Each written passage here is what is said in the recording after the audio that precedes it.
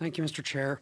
My beginning question is going to be about Nutrition North, specifically in northern Saskatchewan, and I'm going to open it up to any of the witnesses that feel they have the data or the ability to answer the question.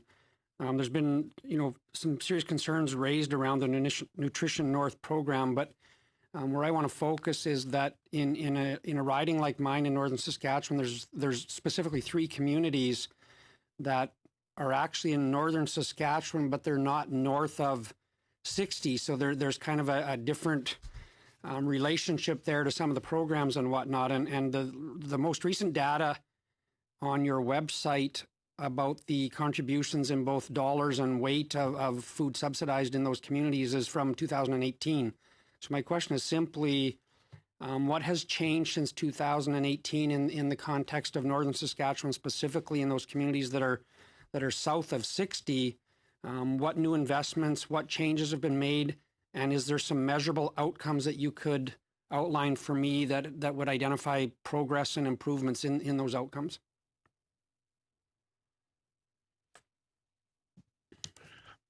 Yeah, so our 2019 data should be posted on the departmental website fairly soon.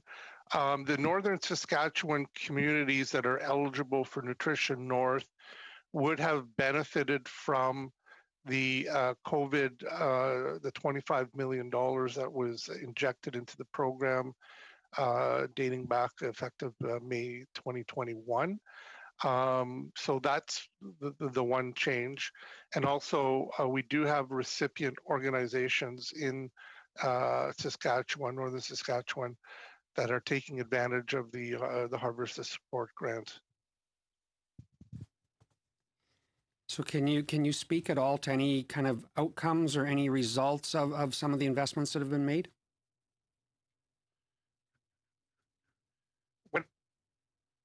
When it comes to the Harvest to Support grant, I think it's still fairly early days. The money has just started to roll out in April, and so we will be collecting data from our recipient organizations as they go along. It is a 5-year project. In terms of the retail subsidy, we do track expenditures. And as I mentioned, I don't have those figures in front of me right now, but we will be able to post those reports as we do frequently on the 2019 figures. All right, we'll watch for those, and thank you. Could you speak specifically about the impact of the pandemic or what it's had on, specifically on the Nutrition North program and its ability to ensure the communities and I use the Saskatchewan example as these fly-in communities that are south of 60, so to speak, across the country. What has the impact of the pandemic been on the programs like Nutrition North to serve those communities, make sure they have access to affordable food? Well, what we found, generally speaking, is an uptake by community members on the program. The data that we've been collecting so far seems to indicate an increase in the shipment of food throughout the Nutrition North Canada area. And that is probably as a result of a number of factors. That the one being the increased subsidy on those essential items, bringing those prices quite down to make them even more affordable, I think has had an impact. But there's also been other measures taken by provincial, territorial, and federal governments that has, for example, with the introduction of the CERB benefit, we did notice that also had a correlation on people buying more food through the Nutrition North program. And then also even